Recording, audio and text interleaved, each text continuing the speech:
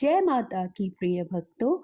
इस वीडियो में आपको चैत्र नवरात्रि 2023 के बारे में पूरी जानकारी मिलेगी।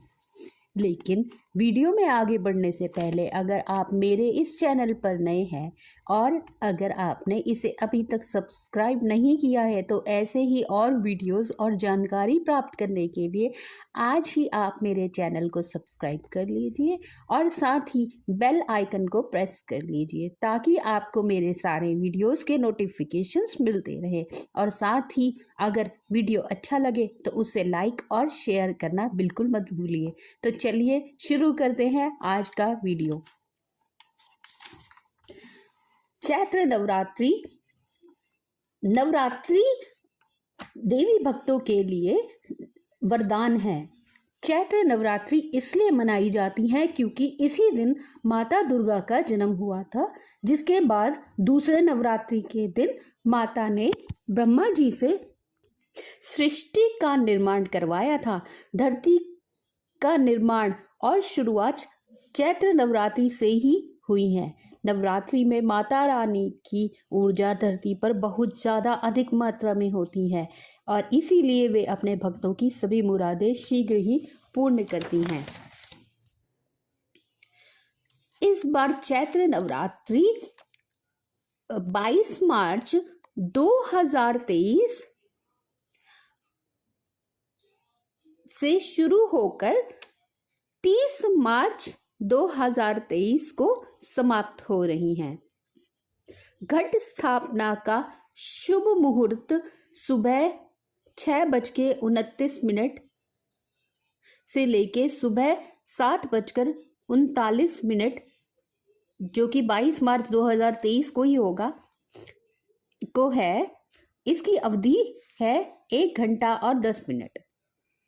चैत्र माह की प्रतिपदा तिथि 21 मार्च 2023 को रात 10:52 से आरंभ होगी और अगले दिन 22 मार्च 2023 को रात 8:20 पर इसका समापन होगा।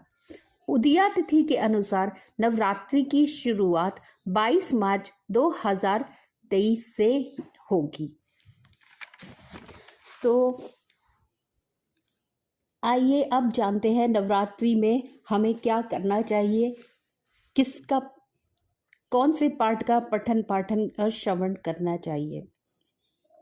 नवरात्रि में दुर्गा सप्तशती का पठन पाठन और श्रवण करने से माता रानी अत्यधिक प्रसन्न होती हैं।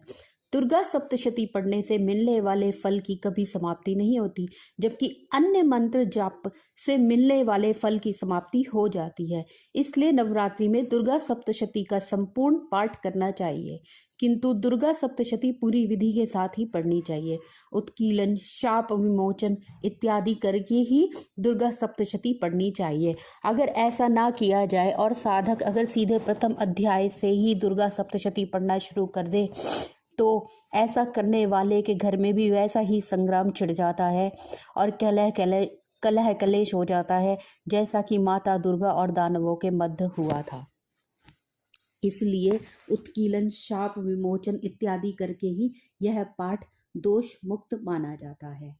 इस पाठ से मिलने वाले फल की कभी भी समाप्ति नहीं होती।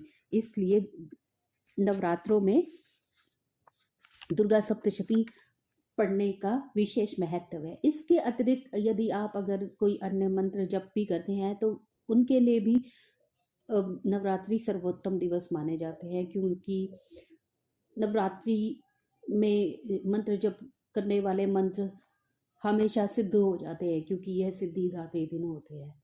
एक अन्य मान्यता के अनुसार लंका युद्ध में ब्रह्मा जी ने श्री राम से रावण वध के लिए चंडी देवी का पूजन कर देवी को प्रसन्न करने को कहा और बताए अनुसार चंडी पूजन और हवन हेतु दुर्लभ 108 नीलकमल की व्यवस्था की गई। वहीं दूसरी ओर रावण ने भी अमरता के लोभ में विजय कामना से चंडी पाठ प्रारंभ किया। यह बात इंद्रदेव ने पवन देव के माध्यम से श्री राम के पास पहुंचाई और परामर्श दिया कि चंडी पाठ यथासंभव संपूर्ण होने दिया जाए। इधर हवन सामग्री में पूजा स्थल से एक नील कमल रावण की मायावी शक्ति से गायब हो गया और राम का संकल्प टूटता सा नजर आने लगा। भय इस बात का था कि देवी माँ कहीं रुष्ट न हो जाए। दुर्लभ नील कमल की व्यवस्था तत्काल असंभव थी। तब भगवान राम को सहज ही स्मरण हुआ कि लोग मुझे कमल नयन नवकंच लोचन कहते हैं, तो क्यों ना संकल्प पूर्ति हेतु एक नेत्र अर्पित कर दिया जाए। और प्रभु राम जैसे ही तूणीर से एक बाण निकाल कर अपना नेत्र निकालने के लिए तैयार हुए, तब देवी प्रकट हुई और हाथ पकड़कर कहा, राम मैं प्रसन्न हूँ, और विजय श्री का आशीर्वाद दिया। वहीं रावण के चंडी पाठ में यज्ञ में बालक का रूप धरकर हनुमान जी सेवा में जुट गए। निस्वार्थ सेवा देकर हनुमान जी से वर मांगने को कहा। इस पर हनुमान ने विनम्रता पूर्वक कहा, प्रभु आप प्रसन्न हैं तो जिस मंत्र से यज्ञ कर रहे हैं उसका एक अक्षर मेरे कहने से बदल दीजिए। ब्राह्मण इस रहस्य को समझ नहीं सके और तथास्तु कह दिया। मंत्र में जया देवी भूर्तिहरिणी में ह के स्थान पर क उच्चारित करें, यही मेरी इच्छा है। हनुमान जी ने ऐसा कहा। भूर्तिहरिणी यानी कि प्राणियों की पीड़ा हरने वाली, और करणी का अर्थ हो गया प्राणियों को पीड़ित करने वाली, जिससे देवी रुष्ट हो गई और रावण का सर्वनाश करवा दिया। हनुमान जी महाराज ने श्लोक में ह की जगह क करवाकर रावण के यज्ञ की दिशा ही बदल दी। तो ये है एक पौराणिक कथा नवरात्रि से जुड़ी हुई। इसके अतिरिक्त नवरात्रि में भूलकर भी यह कार्य कभी ना करें। पहला कार्य, प्याज लहसुन शराब मांस आदि तामसी भोजन ना करें। ऐसा भोजन ग्रहण करने से उत्तेजना बढ़ती है और व्यक्ति के मन में बुरे विचार आते हैं। नवरात्रि में शराब का सेवन करने वालों से मां क्रुद्ध हो जाती हैं। चमड़े और जानवरों के फर से बनी चीज़ों का उपयोग ना करें, क्योंकि चमड़ा जानवरों की खाल से बनता है। बाल और नाखून कभी ना काटें। नवरात्रि में नमक का इस्तेमाल ना करें, केवल सेंधा नमक ही खाएं।